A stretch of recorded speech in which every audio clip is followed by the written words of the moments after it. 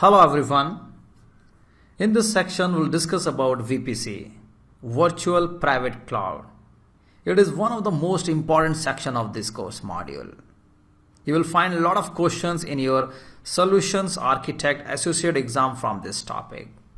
So in this lecture we'll have an overview of VPC and then we'll have a lot of lab sessions. Lab session is very much important to understand the concept of VPC. So what is VPC all about? VPC lets you provision a logically isolated section of the AWS cloud where you can launch AWS resources in a virtual network that you define. You have complete control over your virtual networking environment, including selection of your own IP address range, creation of subnets, and configuration of route tables and network gateways. So this is the simple definition of VPC. Let's understand the concept of VPC with this diagram. This is an example of VPC with one private subnet. So first of all, we need to understand in which scenario we need such type of setup, that is private subnet. We recommend this setup if you want to extend your network into the cloud using Amazon's infrastructure without exposing your network to the internet. So here you can see this is my VPC, and under this VPC I have created this private subnet, and in this private subnet I have created so many instances. My instances could be Linux servers, it could be Windows servers. And here you can see these are the private IPs which I have given to my instances. So here your instances could be your database servers, your application servers.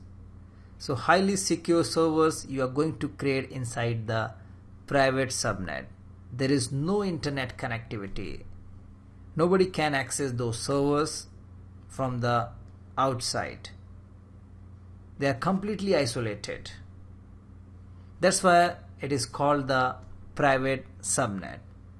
So let's understand how to create this private subnet, or we can say the conceptual idea about this.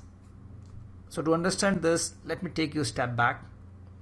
So this is my region. I'm in India location, and in India location I am going to create my VPC. So it is showing India. This is region AP-South 1. If you are going to create your VPC into some different region, it would be showing some different name. The next step is creation of the VPC. So when you create the VPC, it is going to ask you few information. That is the name of VPC. So here I have given my VPC, and after that you need to provide the CIDR address.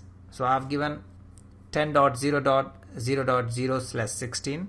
So it means that it provides 65,536 private IP addresses to this VPC. So once I will be doing the lab session, I will show you how to calculate this. So once you create the VPC, few things will be created along with VPC. So here we have the router will be created, and that router will attached with main route table. So one main route table will be created, one network ACL will be created, and one security group will be created. So these are the default things that will be created along with the VPC. The next step is creation of the subnet. So here I have created one subnet, and once you create the subnet, you need to supply the CIDR address. Here I have given 10.0.2.0/24. It means that this provides 256 private IP addresses. Few IP address will be reserved by AWS. Okay, and this private subnet is connected with this main route table. So when you create a subnet, initially it is a private subnet. Or we can say the default behavior of any subnet which you are going to create inside your VPC, that is the private only. It is connected with this main route table. So here we need to understand one thing. Your VPC has an implicit router, and you can use the route tables to control where network traffic is directed. A route table, this one route table, contains a set of rules that is called routes, and that are used to determine where network traffic from your subnet or gateway is directed. And this is my network ACL. So this is, we can say, the first layer of security, or we can say the firewall. And then we have this security group, and here I have created the instances. There is no internet connectivity. The next step is I want to access my instances.